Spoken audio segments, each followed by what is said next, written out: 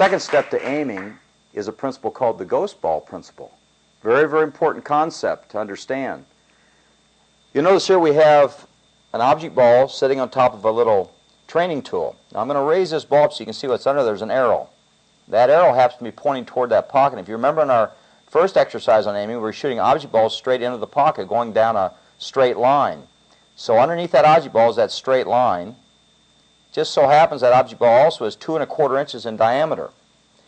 We'll bring a cue ball in here to the other circle, and you'll notice that it fits exactly in the center of that circle. That's also 2 1/4 inches. And when the cue ball is sitting against the object ball, it's in a direct line for that pocket, or wherever you want to make that object ball into the pocket.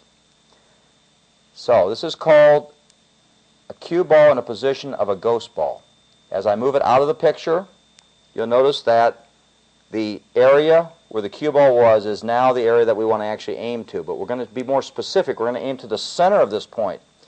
Now, one of the ways we can do that is to take the cue tip and put it right on the center of that circle. That's the center of the cue ball again.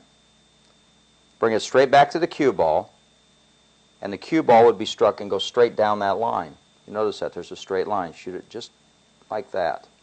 If the cue ball is at an angle over here, you'll have another angle. The cue stick will be pointing to the center again, and the cue ball must end in exactly the center of the ghost ball. In other words, wherever this cue ball is as it moves around, it always has to end up down a straight line toward the center of this ghost ball.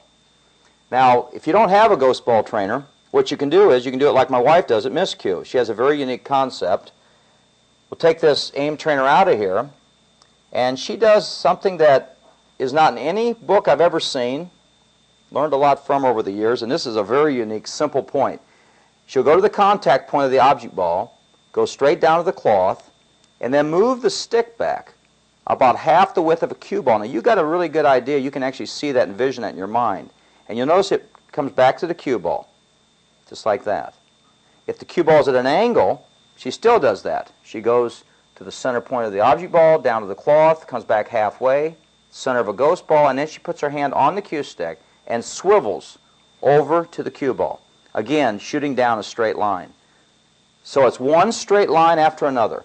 Straight line, straight line, straight line, no matter where it is. And as long as you aim for the center of that ghost ball, you're going to be able to do the second part of aiming, which is going to take you to the next level and beyond, according to Dr. Q.